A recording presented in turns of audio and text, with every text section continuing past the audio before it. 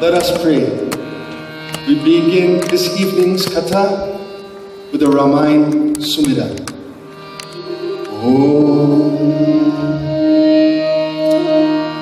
Jo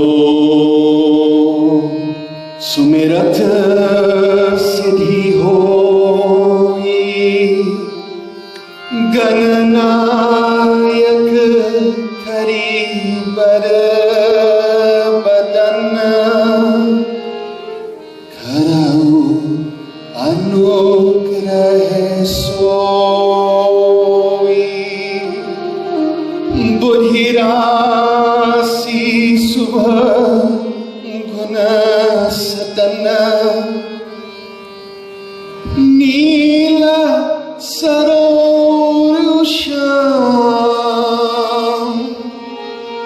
Taruna aruna parichi nayana, Karau sumama urdham,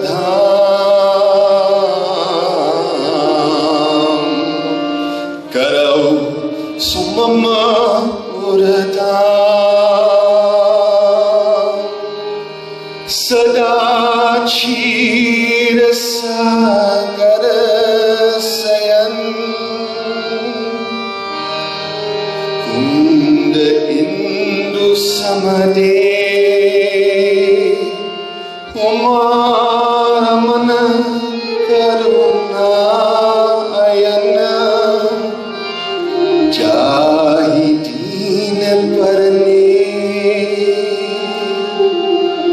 Karau kripa madan mayana, Bannau guru parkanj,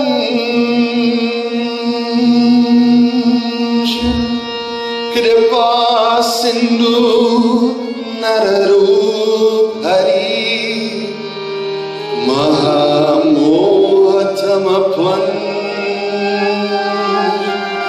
Jasu bachan ravikara nikara,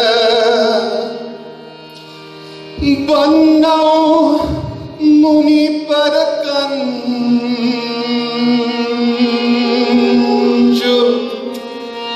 Ramayana chehi nirmayu, Sakara sukumalamanju, Dosh rahita Shana Sahita, Pranau Pavana Kumar, Kalapana Pavaka Gyanakan, Jasu Hidaya Agara, Basahi Ram Sarchapadhara. I bow time and time again to the lotus-like feet of the one and the only Sri Ram. His lotus-like eyes are magnificent. They're effulgent. And he takes away difficulties and distresses from all his devotees.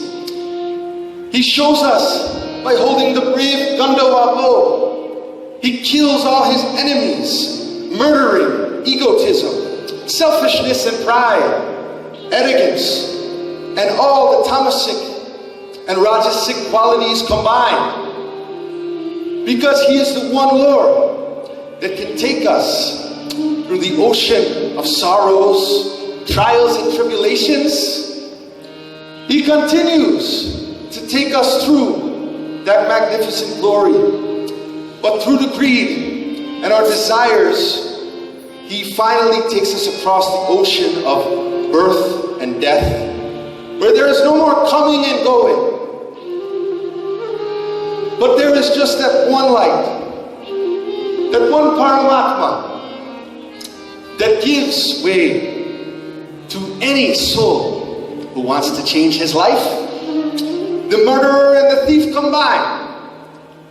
Anyone who has difficulty but feels that in a Western world you are thrown down and your character is destroyed and your personality, but even inspired by our great Valmiki, who first wrote this poetic classic in Sanskrit, who was a robber and a murderer, but he bowed to the lotus-like feet of Sri Ram, not knowing one word of Sanskrit and Hindi, my friends.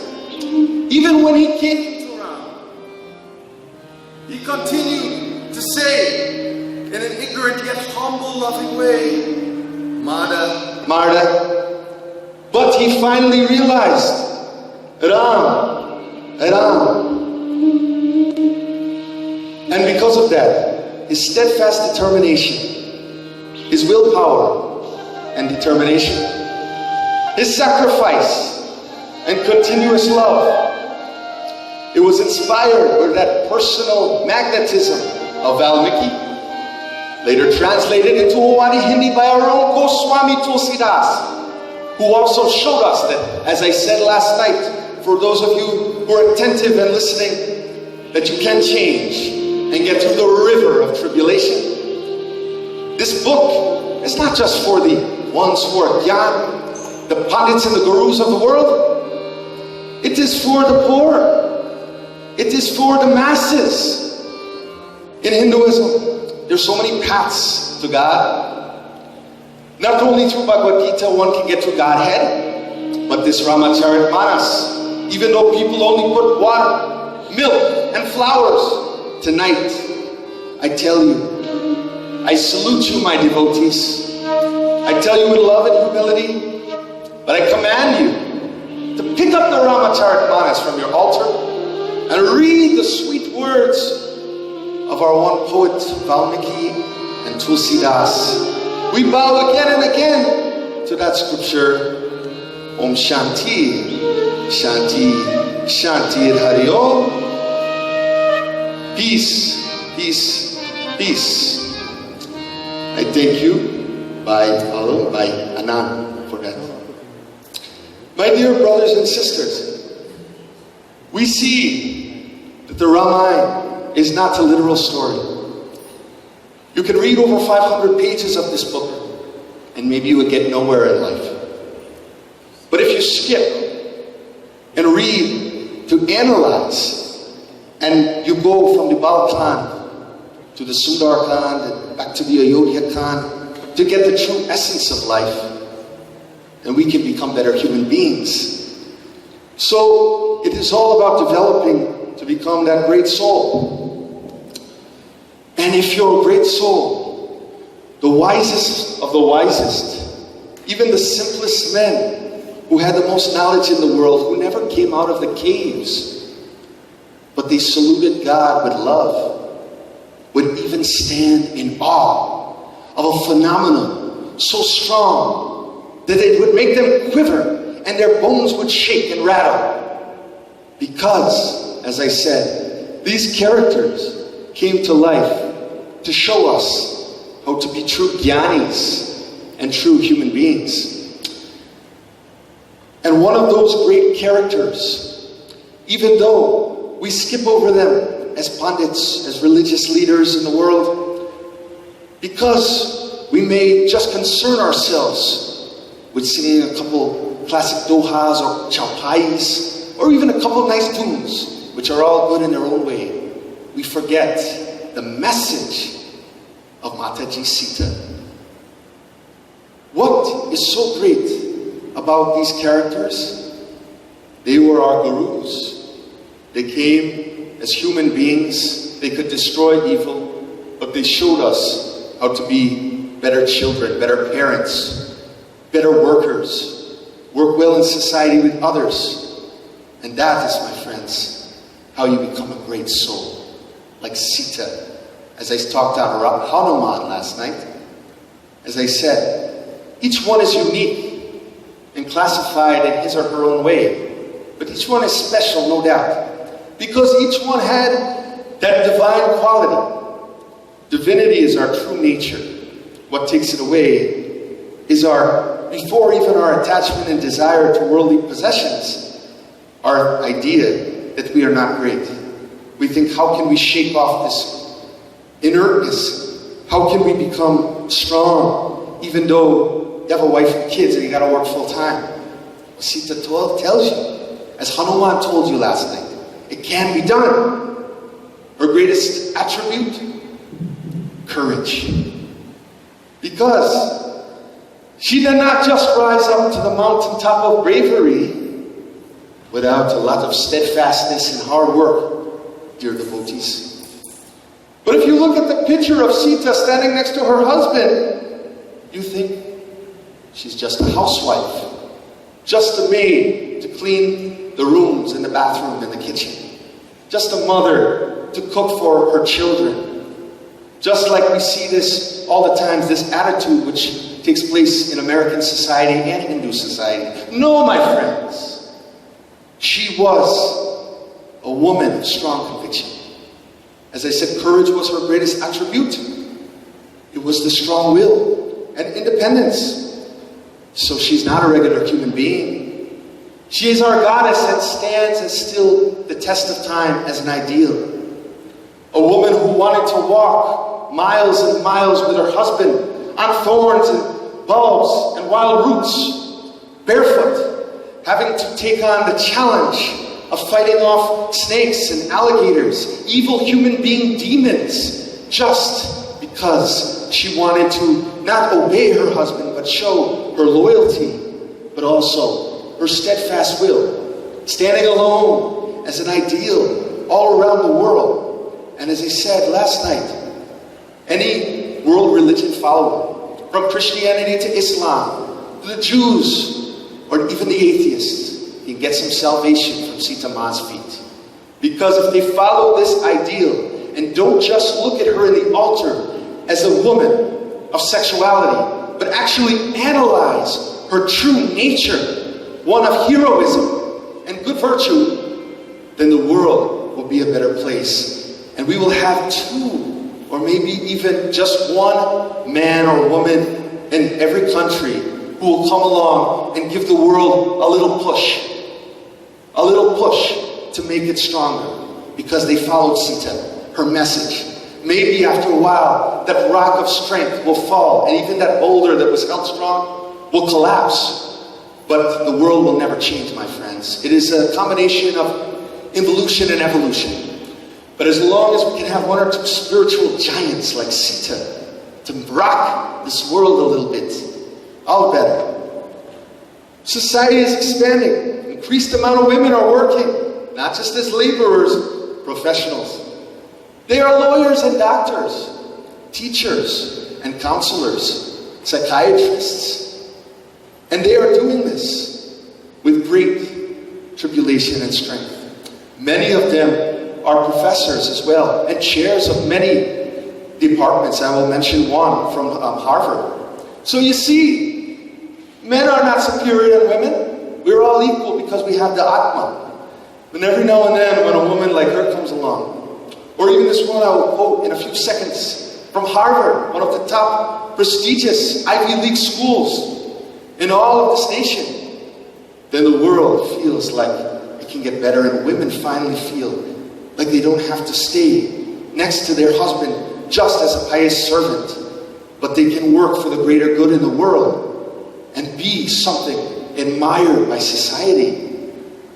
And even though they still are doing this by putting in long hours, we see that they are still able to hold these prestigious careers with prestigious spirituality. Women like Garhi and Draupadi, who outdebated men on great halls of religion. These banquet halls, but also in temples where Garhi and Draupadi stood, and many other women to outdebate these men and show them that superiority is not by gender or class or creed, but it is by one's heart as well. Swami Vivekananda said once, if there is a discrepancy between your mind and your heart, go with your heart. Your heart will lead you to God. Your heart will help you feed the poor in this country and all over the world. So we see that there is a few women like Sita trying to make it in life. And it should inspire all of you female girls tonight, and women and men alike, everyone in this mandir who is here tonight. As I said, there are some women trying, and they're trying to live up to this standard. A professor of sociology at Harvard University, Mary Brinton, found that women in the US and many countries surpassed men by educational achievement. Secularly, they were achieving better grades, they were putting in longer hours of study, and they even were getting titles higher than men, such as associate professor. According to Brinton, though there is still a gender gap, on average in 2010, women were only making 77 cents on the dollar to a male. That he earned $1 and not 77 cents. So there is still a discrepancy and a big issue when you tally up the hours and all of that. But it's still, the educational achievement is grand. One of the problems still that they face, that we men don't have to face, that many of them like Brinton are overcoming, they are sending many of their children to daycare centers and child care centers, and if they're sick, they have to pay for that whole day of child care, and they have to give up a sick day of leave at their job, where many men are not in that position. So because of that disadvantage, if you can follow me here tonight, those women are not able to outcompete men and get the better jobs in those universities and those doctoral positions, being doctors in business, as I mentioned earlier. So there is still a discrepancy. Many of you study in college and all the way in high school as well know you have to be pros and cons, right? The advantages and the disadvantages. So that's what I've just done for you in a short period of time, but not to take away from my kata. Let me get back to business. So you see, yes, they have to work long hours, but Sita says you can do it. You can do it if you try. Even though that Andrea Hill was complaining and said, you don't have to pay all this money for daycare and all this. And still, she got a good job. And she was a professor at a prestigious university. So they're working twice as hard, but they're showing that determination. And they're bringing diversity back into this world, as you remember. Hinduism is about positivity, my friends. So as you have to give disadvantages, you have to give positive advantages. And when I quote secular studies and different studies that are done at these prestigious universities, you'll see negatives and disadvantages. But not so in the Ramayan. Everything is positive. Everything is great. Everything is divine. The question comes again, how do you become great like Sita? How does a child become great in the world? Well, first, you must understand the deep relationship Sita Ma had with her father. That is why I said, you cannot read this book literally. If we read this book literally, we will criticize others in the world because we will become superstitious. We will not delve into the vast knowledge and wisdom and bhakti, love, that people like Sita and Hanuman and Ram and Vibhishan had. So in the Indian society, we don't see many fathers and mothers behaving the way the great King Janak did. So I take you to that part of the Ramayan before her wedding, before she had to go to the forest in 14 years. And what happened? A lot of these young women are forced to become doctors and lawyers by their mothers and fathers, not only in Hindu society, but also right here in this country, right here in America. And because these women do not have one thing that every human being should have, that Sri Krishna put his lotus lips on, eloquently and lovingly and strongly in the Bhagavad Gita. He said, every human being, Krishna said, must have the inborn freedom to choose his or her path in life and be everything that you want to be. So, we must see the parallel of all scriptures, because Ram, Krishna and Vishnu were one God, but they came at different times. They came during different yogas to teach us right from wrong. So, because many of these young women are being forced into these careers, They start lying to their parents. They sneak out of the house to see their boyfriends. They may even rob and steal and get into trouble with the law. And many of these things are on the rise. But as those things are on the rise, as I said, stealing, thievery, and as well, many of them get involved in prostitution. There is one thing I want you to know tonight. Where there is a will, there is a way. And Sita shows you all, shows me even here, sitting here tonight reading Yagna, that you can change.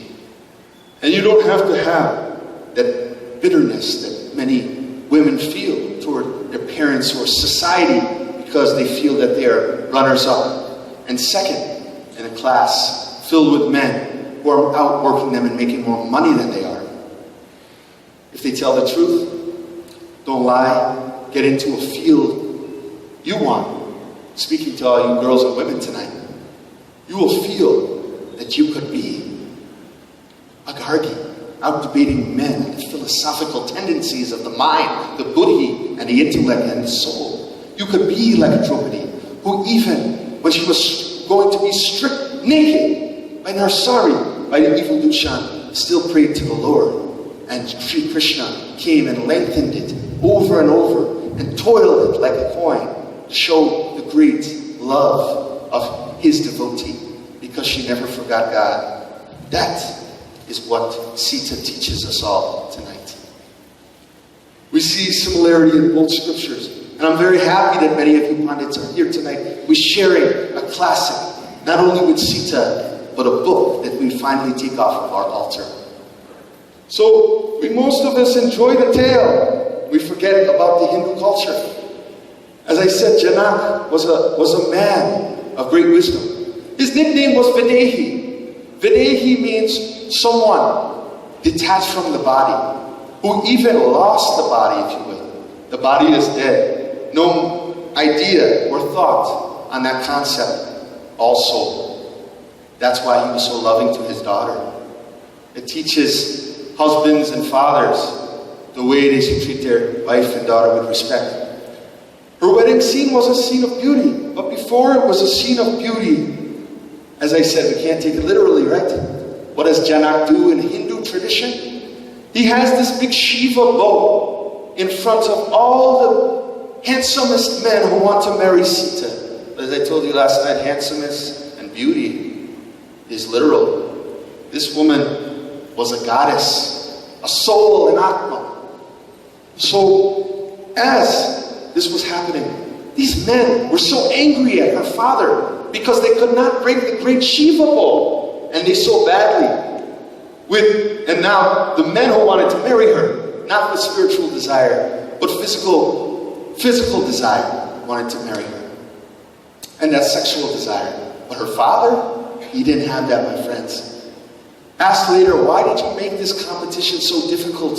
Just so we could marry your bride, Janak? Just for Sita's hand? He said, because I love my daughter so much. I don't care when she gets married, whether it's 5 years or 6 years. So I'm going to make this competition and this bow so strong because it's fun for me. Because even if my daughter has to stay in my house till the day she dies, it's okay.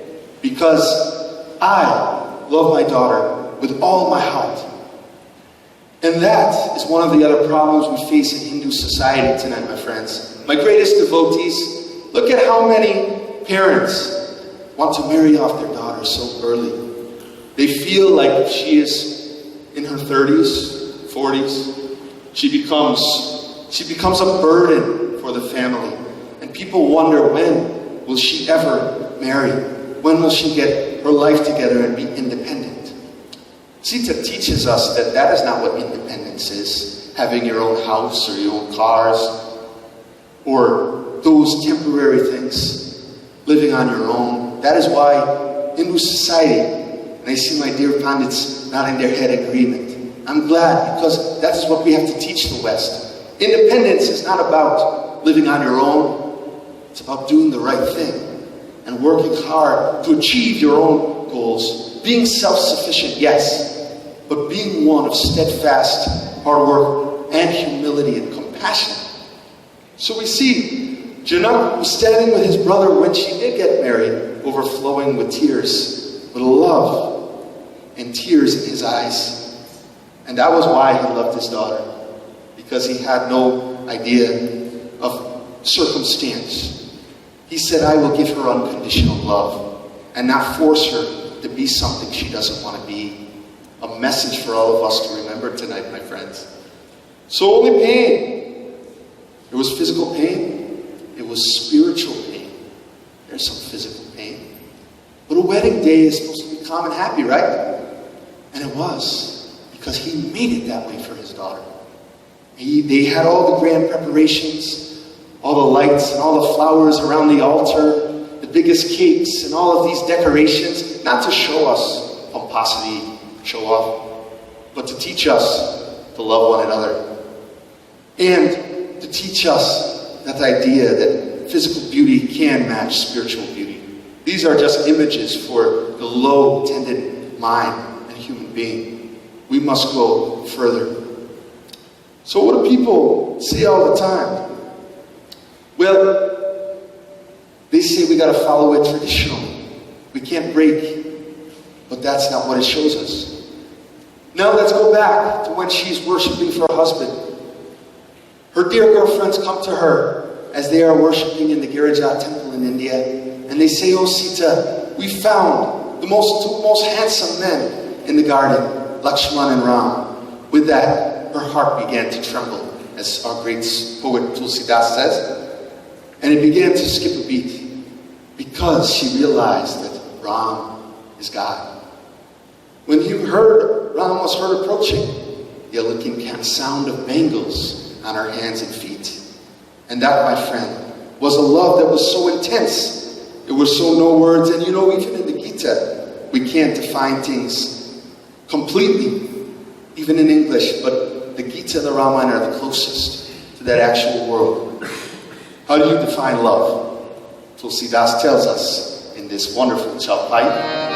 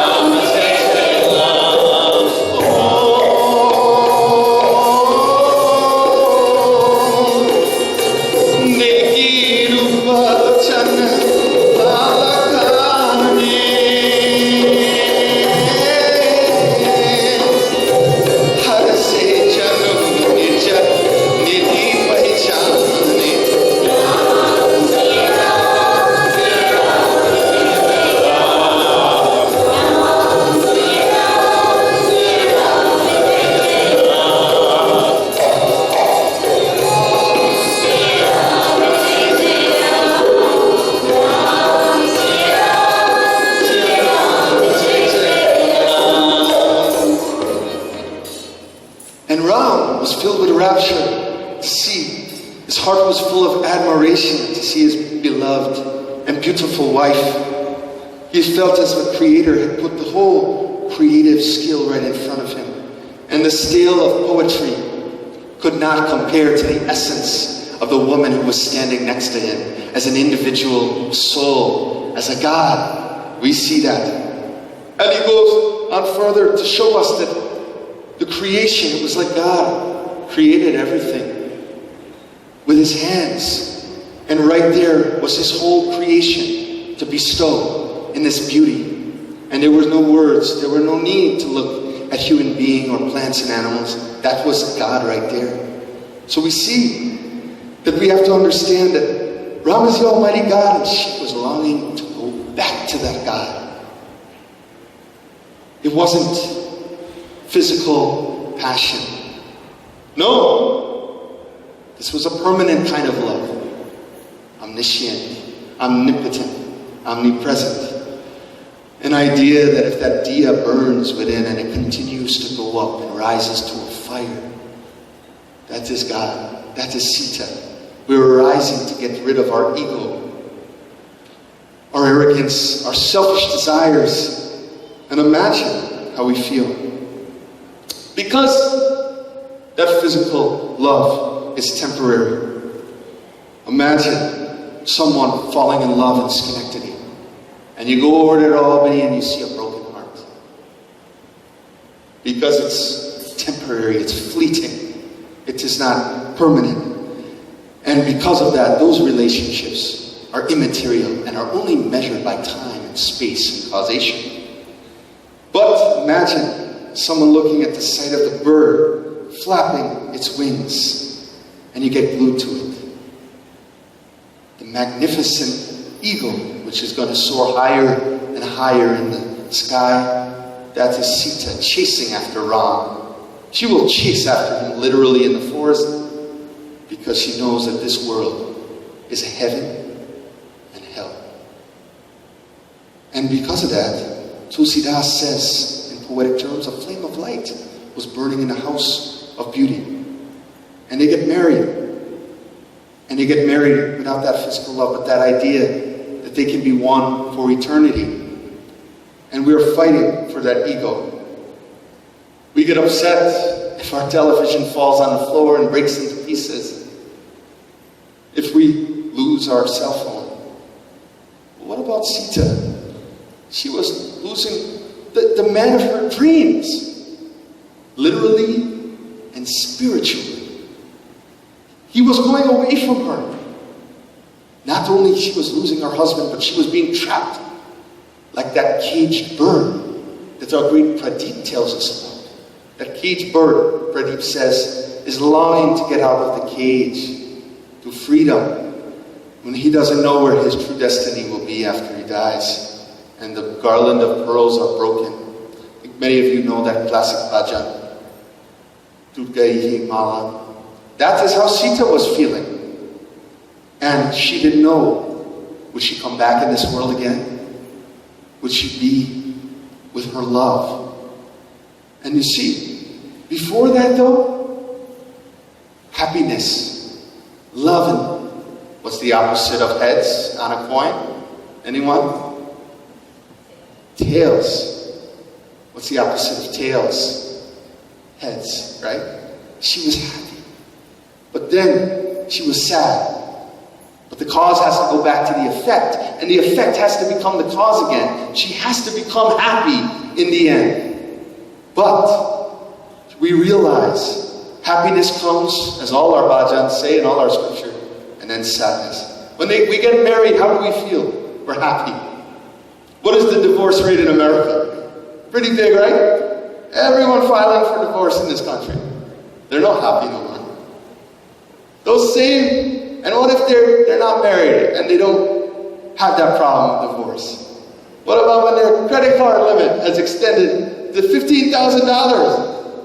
And let's say they took out a loan not only on a master's, but they go for the PhD and they can't pay that back. Then they're sad. But Sita, even though she was sad, she was always focused on that straight line. That line is God. You have a finger, put up your finger, and you see that you came from that line. It is not a rectangle. It is not a big circle. It's a straight line, like my finger. You came from that and you have to go back to that. It is parallel, not perpendicular, and doesn't have these twists and turns, because you finish where you started. Sita needs to go back to that straight line. But before the pain, she was happy. In a ceremony, everybody, what happens when you marry your daughter or your son? Everybody is singing. And then after that, they're ready to take their honeymoon. Sometimes they even go away for 6 months if they have the money. I did Darshi and Vikram laughing, it's true. Some people got a lot of money and they extend their honeymoon. Sita didn't even get to go on her honeymoon. But when she was married, it was all bed of roses, right? That's how we are. And then the pain of agony hits us, as Vivekananda said. And we don't know how to handle it. We're dead in the water. But when we're happy, everything is okay. When we're happy, we sing songs like this.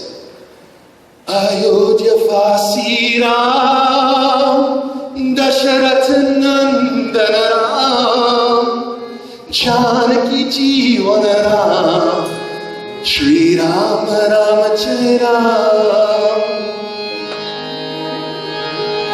Ayodhya Vasi Ram, Dasharath Nandana Ram, O Janaki Jeevan Ram, Shri Ram Ram Jai Ram.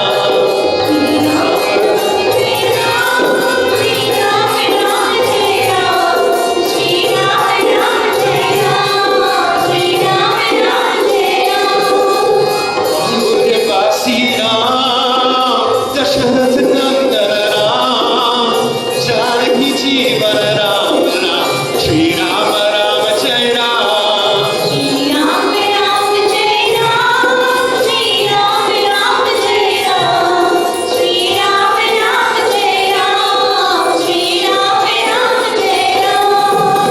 Patita Pavan Ram Ram, Dasharath Nandana Ram Ram, Ujjai Sita Ram Ram, Shri Ram Ram Jai Ram. Everybody! Ayodhya Vasi Ram.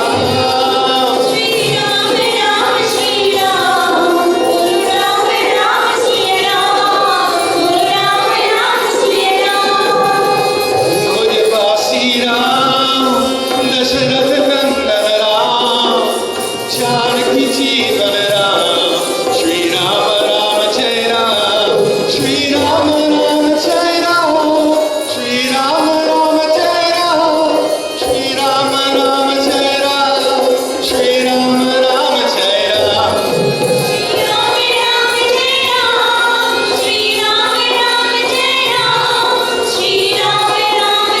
Ram, Shri Ram Ram Jai Ram. Ayodhya Vasi Ram, Dasharath Nandana Ram, Janaki Jeevan Ram, Shri Ram Ram Jai Ram.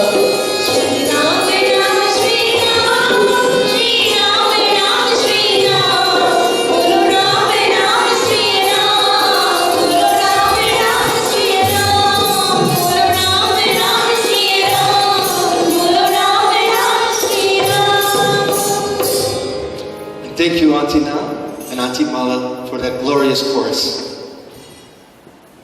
Ayodhya Vasi Ram, Dasharath Nandana Ram, Janaki Jeevan Ram, Shri Ram Ram Jai Ram. As they are just returning to Ayodhya, ready for the honeymoon. Gifts and presents will be bought shortly. Gifts and presents have already been given by by kings and queens and their devotees, because remember, Ram and Sita were loved all over India. Ram said, the people I worship as my altar, I must do as they want and request of me. So now what happens? Now we see, and Janaki Jeevan Ram, we salute that Janaki, as I said, Videha, he stands for, literally meaning no attachment at all to this body. Zero, ego-free. Janak, that is why he was such a good father. Because if he was a drunkard or an alcoholic, you think he would be good to Sita? No, he'd probably want to get married at 16 and she'll ruin her life and could be a drug addict on the street. So that is why even that little name, Videha, it stands for something. And we must not just read this thing literally. So it seems like everything's happy, right? As you know, in the account of Ramayan, Ram has to go to the forest for 14 years. And then being nursed back to health. This is Dasharatha, his father, was nursed back to health. Because Dasharatha was a warrior, a Kshatriya, and fighting in the battle he got wounded. And Kaikeyi, using her mind for crooked ways, she said, I will give you what you want, I will help you. And she nursed him and saved his life as the wounds and the blood was dripping down from Dasharatha. She said, grant me 3 boons. Well, what are we going to do if we're about to die, right? It doesn't matter. Say, take anything. Take all my money, take my car, take my house. Thank God I'm alive, right? That's how Dasharatha felt. Dasharatha was not stupid. But what's he going to do? The lady saved his life. You're going to say, no, I'm not going to give you anything? So that's when we take advantage of human beings. It's called blackmail. We try to use people for money and riches. And she said, I want to be a queen of a palace and rule there for all eternity. I want my glorious and handsome son Bharat to be the king of Ayodhya, and I want your son Dasharatha, Ram, to be exiled to the forest for 14 years. So we see, we always take the side of our kids. Ramayan shows us. But when we're objective, we do the right thing. And that's why I said earlier, and Krishna says this, Ram says it, sometimes you have to repeat yourself. A little repetition is good because it will stick with us. And we see that idea that we are showing that favoritism. But what happened? She was showing that favoritism too. But not Dasharatha. He would do the right thing. And as I said, we have to repeat ourselves. Well, Vivekananda, what he said. Go with the heart over the brain. When in discrepancy, when you not know what to do, go with the heart. Because the heart will be always straight like that line. Never crooked, never going this way and that. So we see, she's full of agony right now. Because she is a simple woman of Payasana. But she still has that strength. But let Tulsi Das explain her pitiful condition in next Chalpai. Chorus will lead with me. Oh, Kalana Kahatavana Jivananata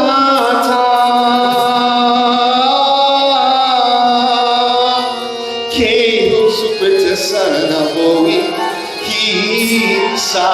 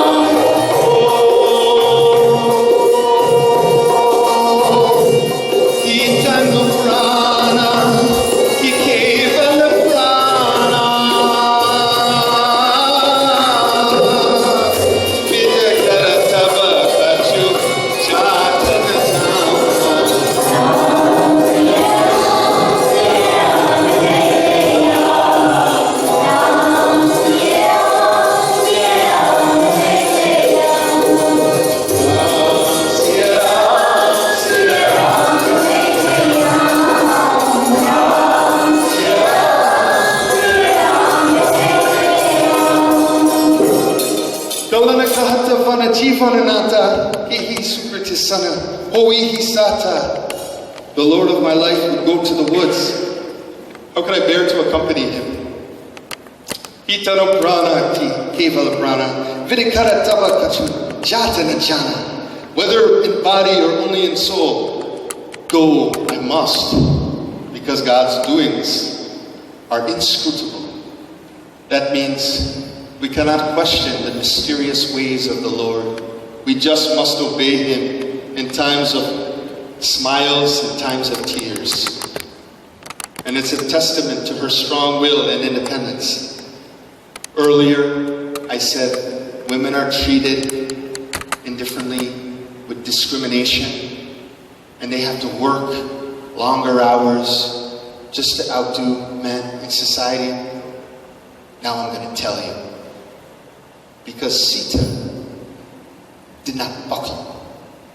She forced herself to go to the forest. A puny, thin woman would go there and wrestle with alligators and snakes just because she doesn't want to be in the world of heaven and hell.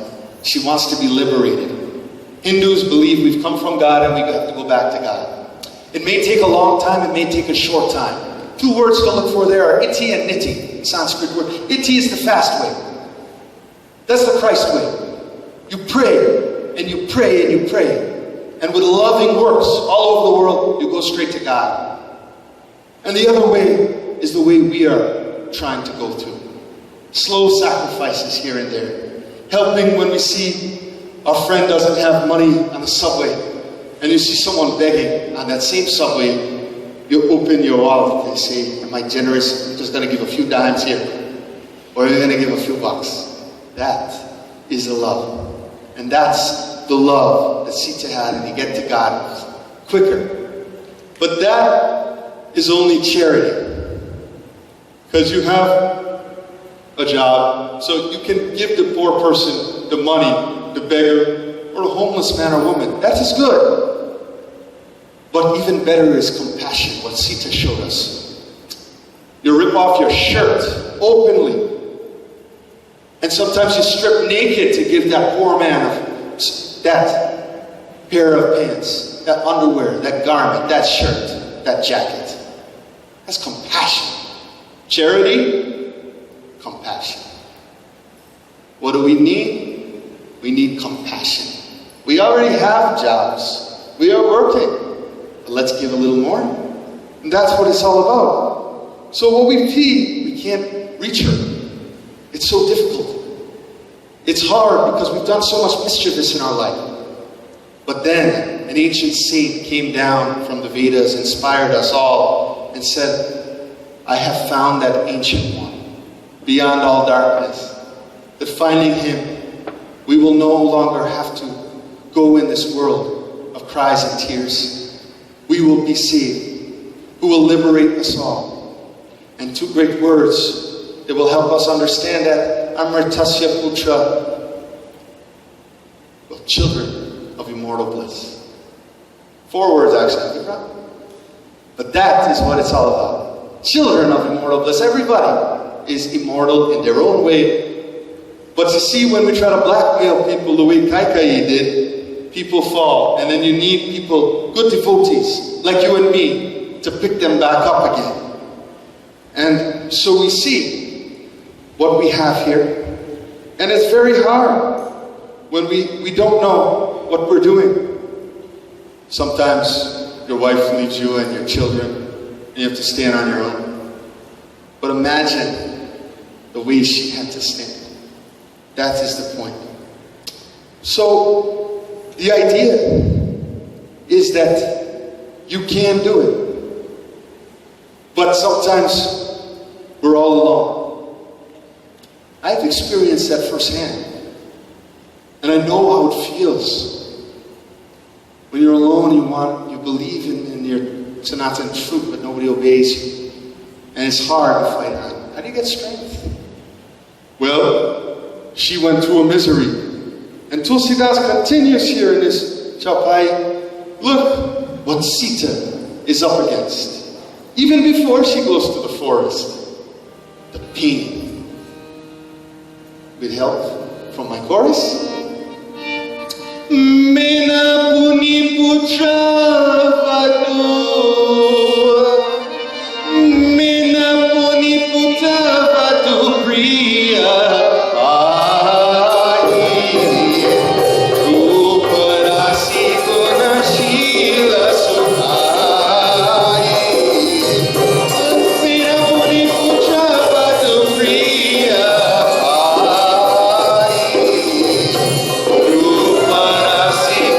Sheila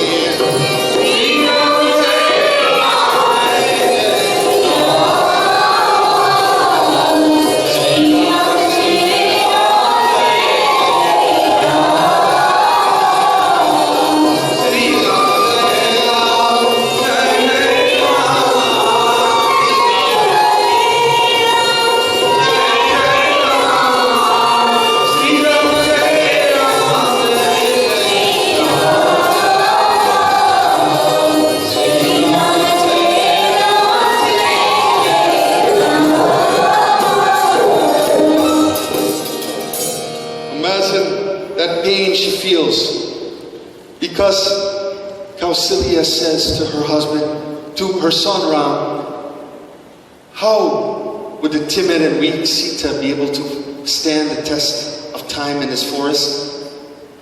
It's so difficult. And she has come from such a simple tradition. And after all, affectionate as I am, as attached as I am, she is the apple of my eye. I am very fond of her. So we see that is the pain she is going through here. Sita feels in Hindu tradition, we used to treat these people in love. It was like a true mother. That we see here a lot of times in America. Oh gee, my mother-in-law gonna come, my father-in-law gonna come, they will give me hell. That's what you hear all the time in this country. When they're gonna leave. And Sita didn't feel that way. It was, Kausalya, alright, you be my mother. Because I bow down to you, I respect you. But see, we have these traditions. We see our own blood as our family, but what about someone else's? And she shows us that way. And she realized even though she was timid, she would still go to the forest. Because she knows that that's Ram. And Ram is unconditional love, as I spoke of last night. And he will remove all her difficulties and sorrows. All our scriptures say this. And even this wonderful bhajan says it tonight. Again, I will ask for my great friends, Auntie Mala and Auntie Dam, for their help here. This is a tough one. We're going to need you here tonight, Mala now. Because aha kashtahara, aha tukahara, tera naam, Rama ho, kamala naina walera. O lotus-eyed Ram, O Shri Ram, your name removes all difficulties, distresses, and sufferings. Sita knew that. And now we sing the bhajan. Aha kashtahara, aha dukahara, tera naam, Rama ho, kama nayana valera. Aha kashtahara, aha dukahara, tera naam, Rama ho, Rama.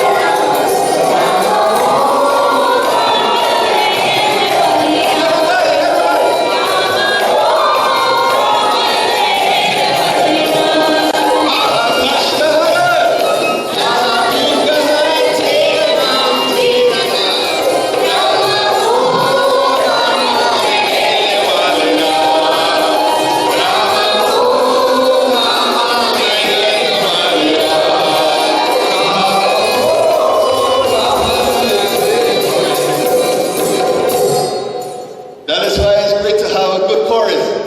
Ikida Baibalo and at Mala Na. So she knows she's scared, she's upset, but she knows the Bhajan says so. I will take away all your sufferings. So Ram was going to complain. And he wanted to convince her as a last attempt. Because Kausalya made her feel so sad. Kausalya didn't understand why Sita was so pained. Because she wanted to go to the Lord. As one more attempt, we see what Ram comes out and he speaks to Sita about the unpredictable weather and dangers of the forest life. She knows Ram is God though, and every breath will take you back. And she knows that even if the forest has alligators and snakes, and Ram even went further, there are no roads, and sometimes the weather is so unpredictable, there's nowhere to sleep. The rainfall can be horrible, but a treacherous condition. And then finally, through the idea of pity and sympathy, he said, and we do this in the world when we really want to persuade people, because so many of us are attached to our parents. He said, my mother is going to be very sad. You have to stay with her in her times of distress. And still, she realized she could stand alone and do this. And we see this all the time. Because we are facing the brutes. The brutes. Once a long time ago in India, Swami Vivekananda was crossing in Benares, and a wild fleet of monkeys started to chase after him. And Vivekananda was not the great Swami we know of him at the time. He started to run. A man across from the other side of the hill yelled out, Babaji, Babaji, face the brutes, face the brutes. And Vivekananda turned around and gave a fierce grimace of a look to those monkeys. They were even wilder in Benares. The monkeys in this country are no match. And they all fled. Vivekananda wrote about this later in his works. He said, what a great concept. Face the brutes. Face the brutes. But we live the life of Sita. And see how strong we are. We think we are strong. But a lot of times, we think. And we think that we can do it. But then we are like the little deer. How splendid I am, the deer looked at his reflection. How handsome I am, what a splendid head. He was looking at his reflection in the lake, and he saw what great strength I have, how big my arms are, my legs and my limbs, how strong and muscular, how swift I can run. In the meantime, he heard the barking of dogs, and he ran for the hill. Ran several miles, panting with his breath. The deer couldn't take it, panting profusely. And then another young deer, his friend, said to him, my friend, you just told me how strong you are. How was it when the dog barked, you ran away? Yes, my friend. But when the dog barks, all my confidence vanishes. Think about it. The dog barks, and I lose myself. I'm not that swift, strong deer anymore. That is how we are in the world. And we see that all the time. We're frightened when the real problem hits. And then it's a problem. And then we don't know what to do, right? But you see, this outlook fits perfectly. So what's she going to do? In the last chapter, I will tell you exactly what she will do. Dina pranapati, Dina pranapati mori sikasoi, Jivita mona paramahitita oi, Mera puni samaju tika manavai.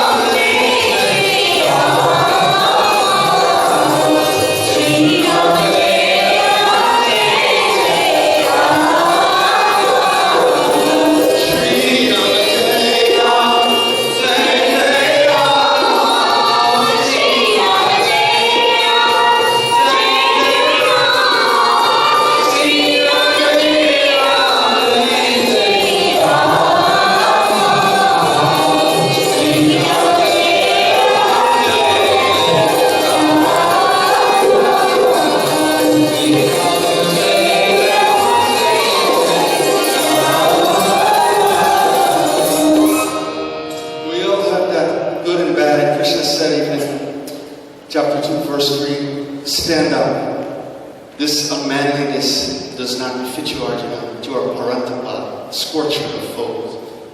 And we see that in Gita as well as the Ramayan. We really are that. And we see that nothing can stop us in the end, because we realize that all of us have to be like Sita, have to be courageous and brave, independent and strong-willed. So in the end, we see that that is the way. And one song says it perfectly. And when I'm sad, no one is my friend. When I'm happy, everyone is my friend. But these pains and pleasures, take them, because they will come and go. But in the end, you will get to your destination, which is God. Or whatever pain you are in at that time, whether it is a problem at work or school, you will overcome it, because you have that Atma like Sita has. So sorrow hits us, no one is happy. Right now, she's not really happy, but when she goes through that struggle with her husband in the forest, she will become happy, because she will reach God. But in the meantime, she can't be happy, and the bhajan says so. Sukha Sabasati Dukha Mena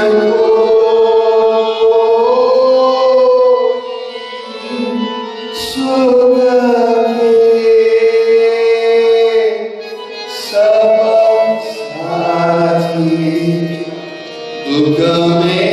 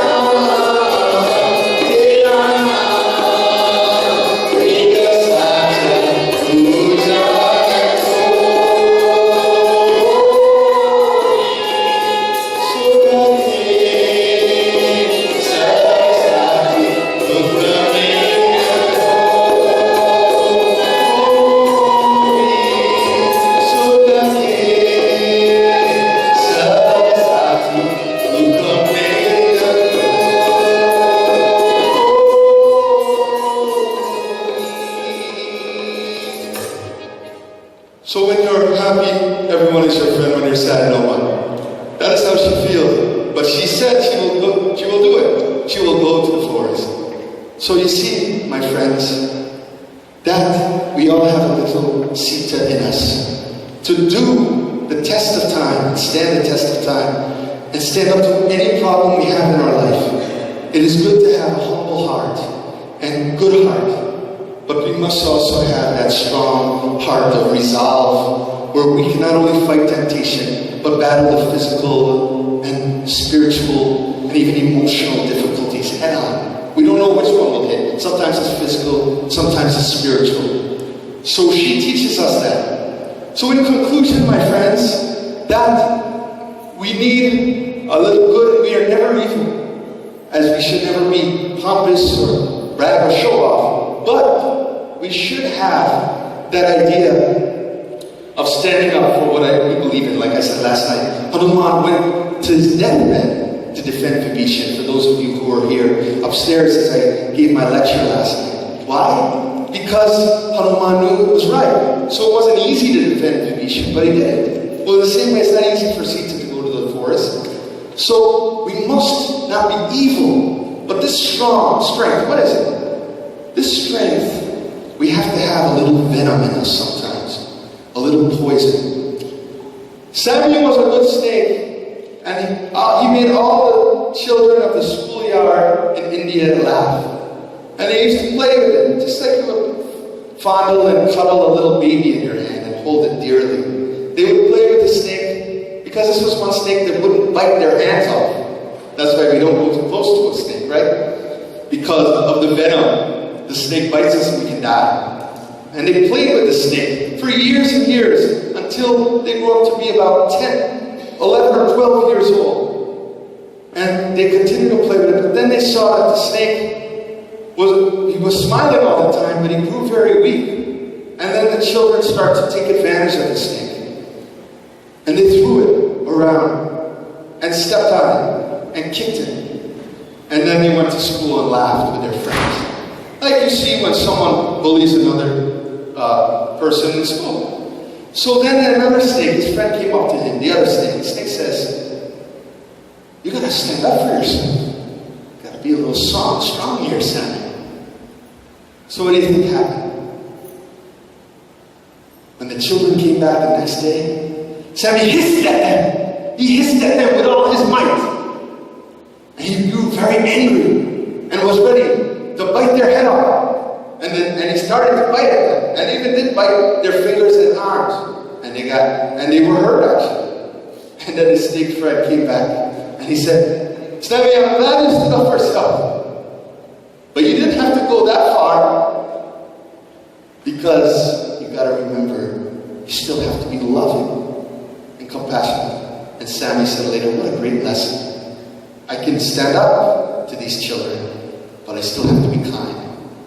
That is what Sita did. She stood up, but she did it with a good heart. And we can all learn from that. And I'm happy to read on a woman of bravery. And that is how we have to remember Sita. We have to sometimes bite back. We gotta have a little venom in us. This story was told by our saint Ramakrishna. So it's a glorious one for those of you interested in reading it. So sometimes you have to have some venom, because the world can be a tough place and it can mow us down and destroy us. May the blessings of Mataji Sita always be with you. Brave Simalo Sri Ramachandra